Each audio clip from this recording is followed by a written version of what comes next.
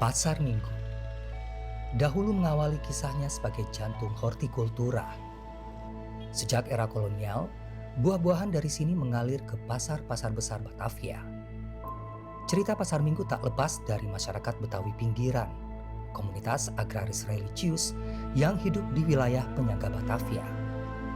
Identitas mereka dibentuk oleh tanah dan kebun. Mungkin cerita soal Pasar Minggu yang diambil dari nama hari beroperasi, yakni hari Minggu, lazim diketahui. Tapi ada cerita yang tersimpan atau bahkan mungkin terlupakan yang membentuk peradaban dari aktivitas pasar. Inilah risalah si pasar buah. Sosiolog Universitas Negeri Jakarta yang menulis buku Pasar Minggu Tempo Dulu, Asep Suryana menuturkan, lokasi Pasar Minggu yang dekat dari stasiun kereta sangat strategis sebagai titik transit buah-buahan dari berbagai wilayah. Di Pasar Minggu yang sekitar sekarang jalan Harsono ya. Harsono itu dulu pusat penelitian buah-buahan. Jadi pemerintah Belanda mencari bibit unggul ditanam di situ, kemudian di-stek di situ. Dan pemerintah Belanda mendidik banyak orang, ahli-ahli, termasuk orang Indonesia lulusan Sekolah Pertanian Bogor yang jadi IPB itu untuk men-stek itu, mencari buah-buahan. Dan dari situ ditemukan jenis buah-buahan yang kemudian bisa dijual secara laku. Namun sejarah tak selalu berjalan lurus. Di masa pendudukan Jepang, kebun buah dianggap tak strategis bagi perang. Pasar Minggu pun dipaksa berubah wajah. Saat itu, di Ragunan dibangun Nomin Dojo, pusat pelatihan petani bergaya dojo, tempat pemuda desa ditempa dengan disiplin, moral, dan teknik pertanian perang. Di titik inilah, tradisi buah mengalami keretakan yang dalam. Namun beruntung, tradisi berdagang buah dikembalikan penduduk asli. Zaini, penduduk asli Ragunan yang merupakan cucu seorang mandor kebun partikelir, bercerita tentang bagaimana kawasan ini ditumbuhi kebun buah-buahan.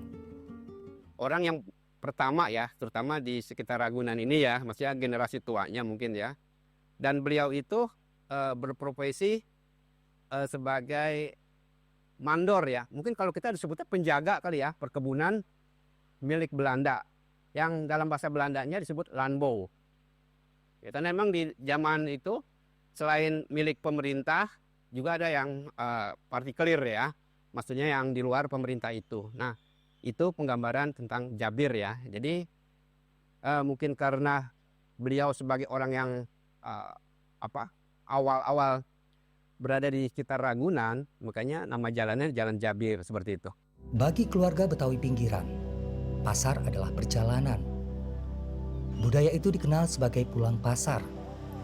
Sebuah praktik sosial ekonomi yang mengikat kebun, pasar, dan kehangatan rumah dalam satu helaan nafas.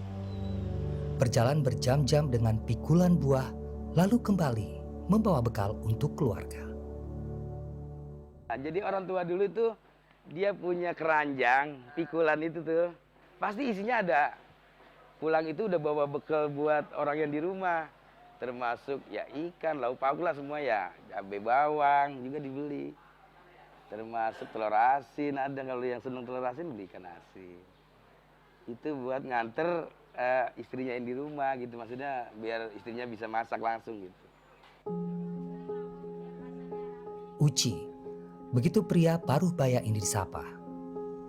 Ia mengajak saya berkeliling pasar sembari menuturkan kenangan nostalgia. Jernih Airnya jernih, udah nggak ada lumut, masih bening lah. cuci beras. Cuci beras, cuci baju. Cuma minum aja yang nggak ada lihat. Ya. Nah ini apa yang berubah dulu? Yang berubah ini sekarang ada pegangannya. Kalau dulu enggak, cuma papan aja ya.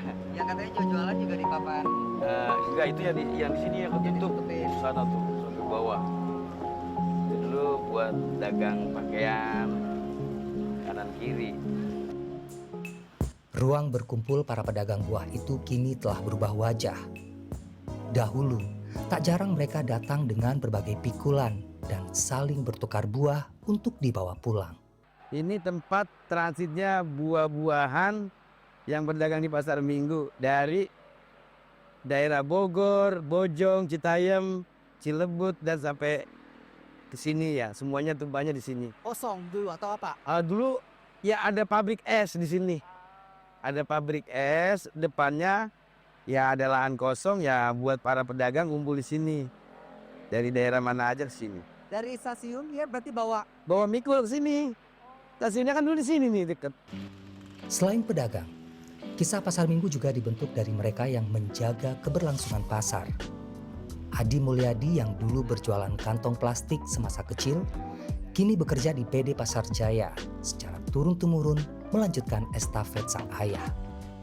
Tahun 83-84 kalau nggak salah dia masuk jadi karyawan di PD Pasar Jaya. Itu alhamdulillah ada perubahan lah gitu kan ekonomi kita. Dulu sebagai karyawan pembersih di PD Pasar Jaya. Iya tuh, tahun 82. Lumayan lama kan sampai sekarang saat ini. Kita udah keliling loh di pasar. Gitu sebelum orang tua kita ini, kita udah keliling di pasar cari duit buat jajan semata-mata. Pasar Minggu hari ini memang masih ramai, namun risalahnya hampir tak terdengar. Seiring waktu, kebun menyempit, tanah beralih fungsi, dan identitas semakin terdorong ke pinggir. Kisah para petani buah, pedagang kecil, dan anak-anak pasar adalah pengingat bahwa kota tidak hanya dibangun oleh gedung tinggi, namun oleh mereka yang selama ini memberi makan kota tanpa pernah dicatat sebagai bagian dari sejarahnya. Roni Satria, Ariel Asmoro, Jakarta.